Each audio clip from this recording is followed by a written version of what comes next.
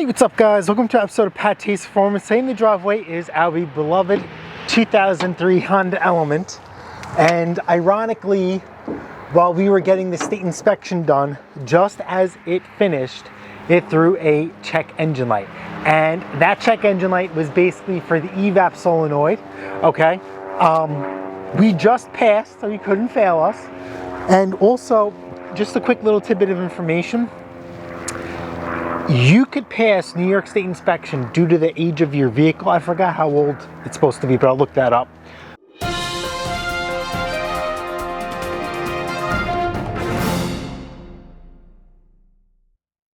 With one monitor out of all of them not ready. So if your O2s, your EGR, your CAT, all those are solid, good to go, and your Evap is still not ready, you can pass. So,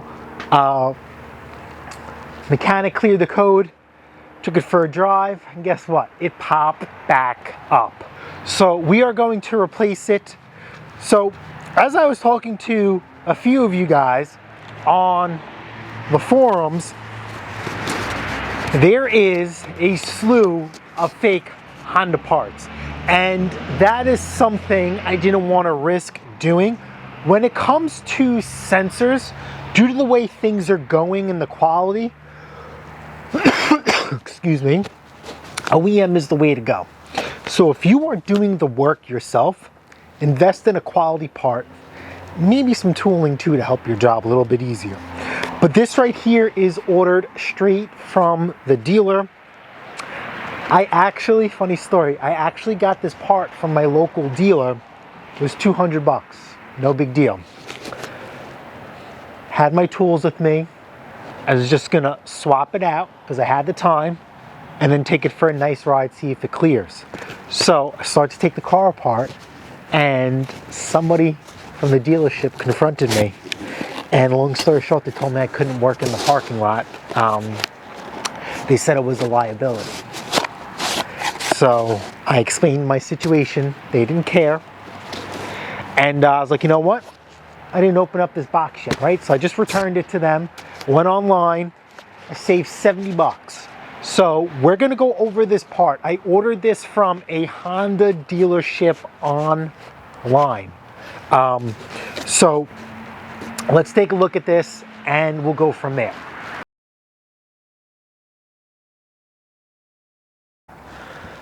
All right guys, so here is your part number for the EGR solenoid. Let's see, it's gonna say Japan. What this stuff is, JDVC, I have no idea. 21354 002 930, genuine Honda parts. Remember, I ordered this online, so basically this is just all the information for my order number. We're gonna open up this box. And this is what we have here, a nice bubble wrapped.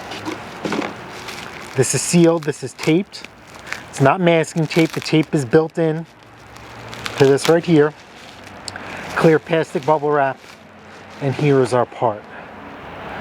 Okay, that's the sensor where it plugs in for the solenoid. Vacuum line, 1, 2, 3, holds right here. Can you guys see this?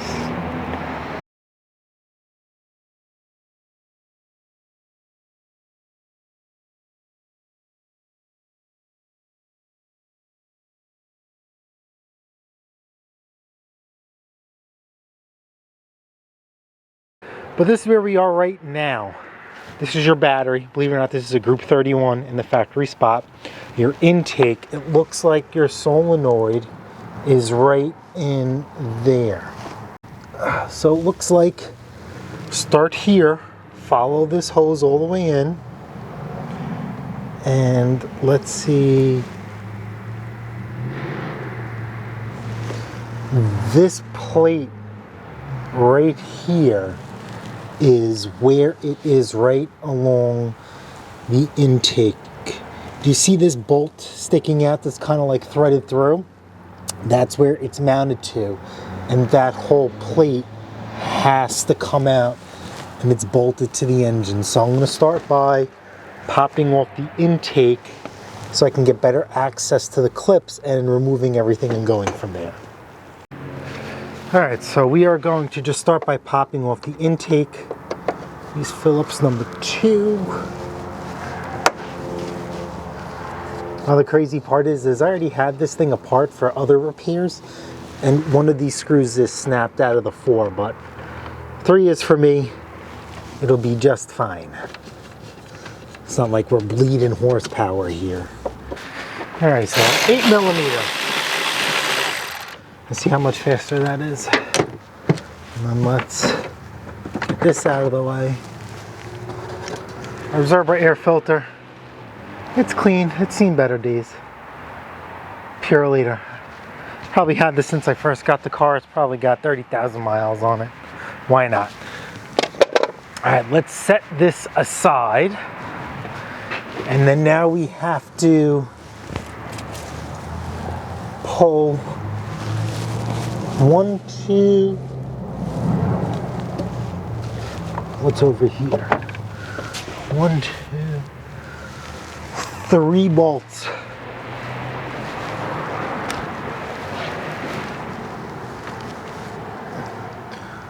There you go, 1, 2, and there's a third one down there.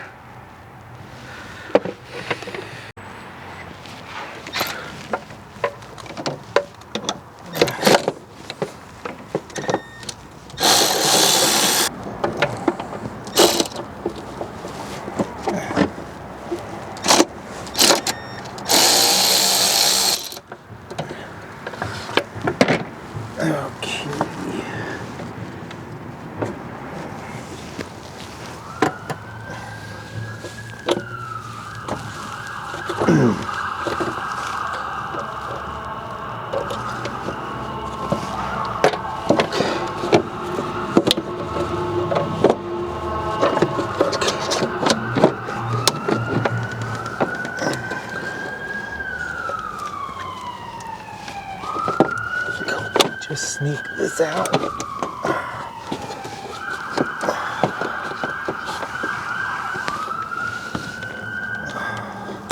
This would probably be so much easier if you didn't have a big ass battery in the way. But now the intake's out.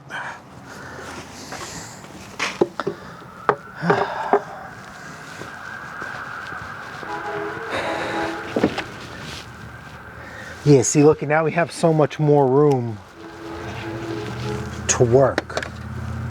You see that? There is the solenoid right there. So it seems like this has to come off. Just get a pair of pliers, squeeze that, pull that. Same thing there. And then we could figure out how this bracket is attached. I see a bolt there. And we got to feel around for another one. What a pain. Now if you break any of these clips, don't be upset. A zip tie will save you. Oh, this is why do I have to be short? Why do I have to be short?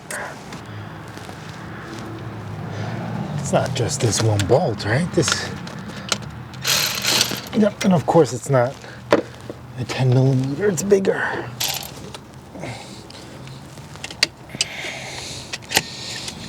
Oh, if you guys are upset that I'm not getting every little detail, because I don't have the budget for a camera person. So if you want every little detail, make sure you subscribe and hit that like button. And we could grow, and then we could have a budget for a camera person. Oh. Dude, where is this other bolt? Alright, so there's 2 bolts so far, it seems like. I don't know if you guys could see. Follow it along here, right underneath the bracket to the block. And then this one was kind of somewhere over there in the corner. But let me get that out. Alright, so it's free. This is the bracket. And that needs to come out. And I think we should be free after this bolt right there.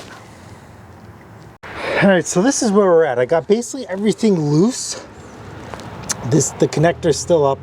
I had to take this out right here, which is fine. I'll show you a trick on how to reuse this, even though this is broken. You're gonna need another zip tie. But yeah, this was clipped here, and then it goes to that bracket there. But once I get this free, like, see this slides in there? Then I can get this whole assembly out. And it is just a pickle. Alright guys, so we are free. And what a pain in the you-know-what was to get that holder out. Let me show you how I did it. So you see this clip here? Okay, let me zoom in.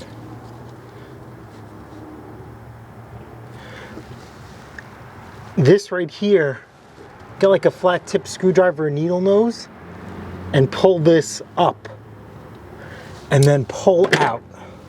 You definitely a two-hand job. So pull this out, push the clip up, and then you can pull the rest of the bracket out. Alright, so we're over here to the workbench. Let's hit these with some lube. Some PB Blaster. Let it soak for a little bit. Those screws are Phillips. And I know they're gonna break. Why didn't Honda put a stainless steel bolt in there is a different story. So I've worked on enough snow blowers knowing that these are gonna strip. So I'm gonna get a set of vice grips on here and see if I could just break these free. If I break these free,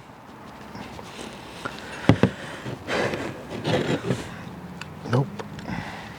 If I break this free, then I could finish it with the screwdriver.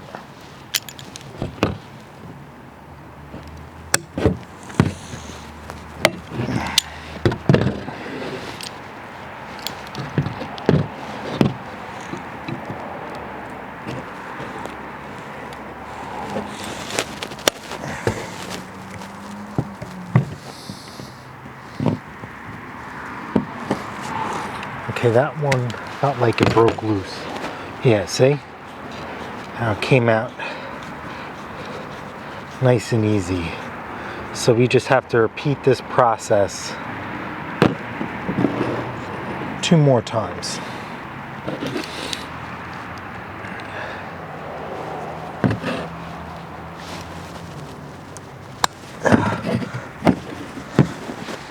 Yep, just broke it free.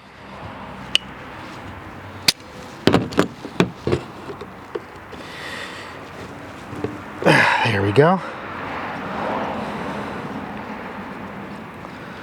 And the numbers on this say Denso and all that other stuff, they match up. So I wonder if we could find the part cheaper with the Denso name instead of through Honda Japan. That is something I will do.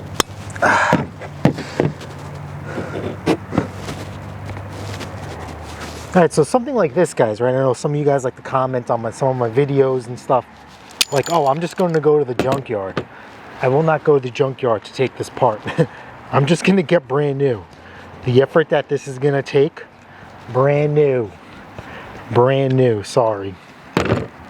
Don't worry about it in another 20 years. Alright, let's get the new part. We'll match up the holes, see how this goes here. We are definitely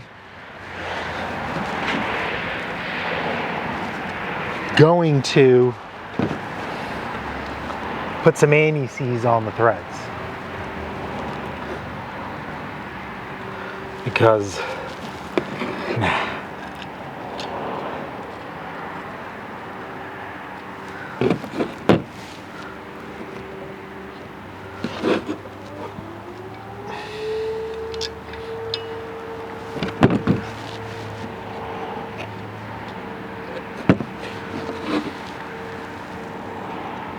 drop that in there. I am just going to tighten this by hand. I am not going to be cranking this down. That's it.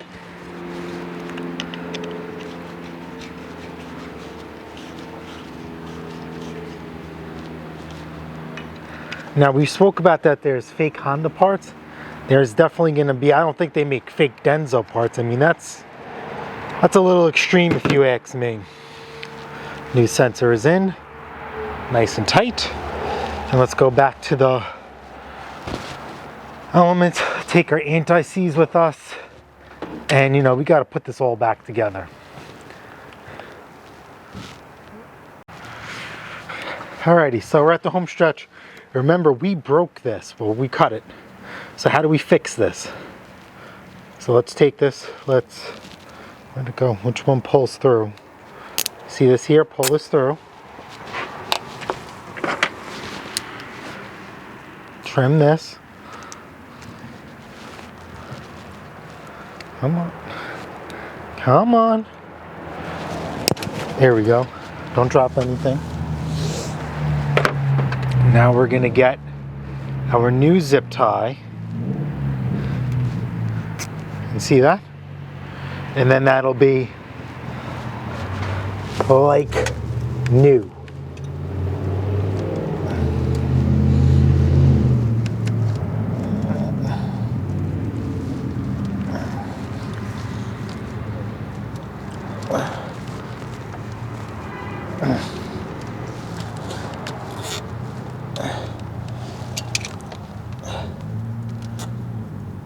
Just like how it was intended from the factory.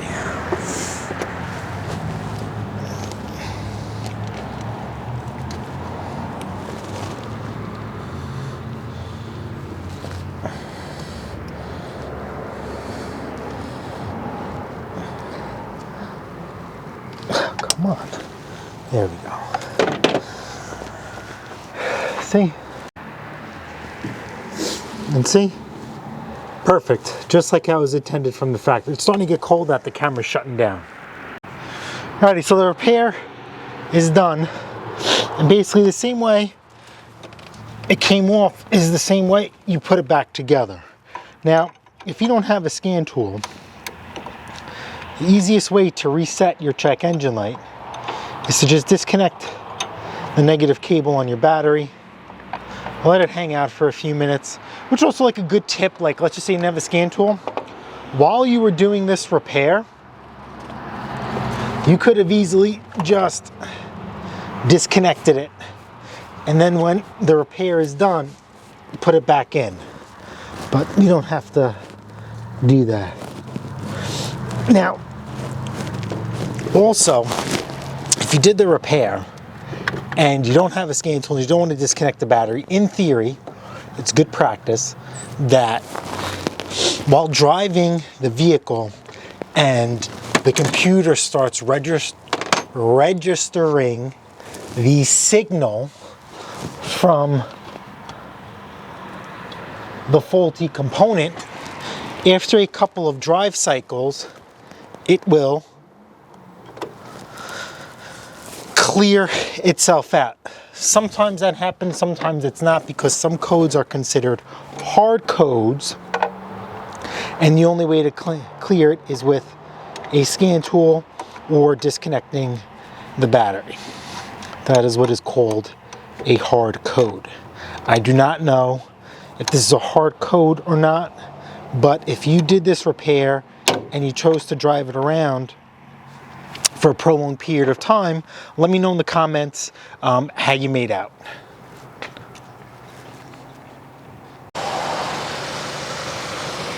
Whew.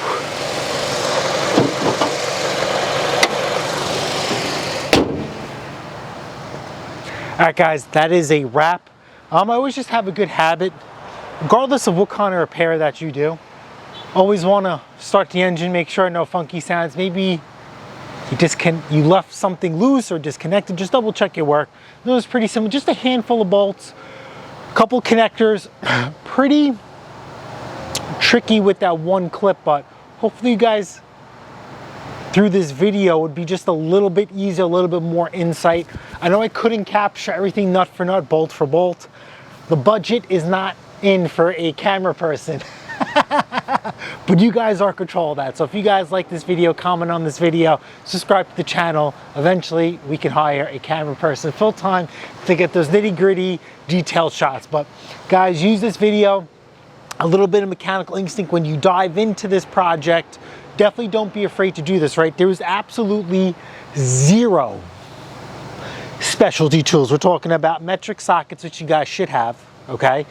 A couple of extensions, a pair of pliers, you know, and that zip tie. You know, but you guys should be having this stuff in general. All this stuff can be purchased at your Harbor Freight. If you guys want me to post up like a nice toolkit for you guys, I will. But you can go to like your local Lowe's or Home Depot and they have that master mechanic set. But if you guys want something a little bit, you know, better quality because it makes you feel better, I can post that as well. But like I said, guys, stop buying and asking me for individual sizes and tools. If it comes in a set, buy the whole set, because if you do this repair, right, my goal is that gives you the confidence to tackle other repairs on your Honda, on your truck, on your lawnmower, and that's when these different socket sizes come in. All right, guys, thanks for hanging out with me today in the driveway, and I'll catch you guys on the next one. Later.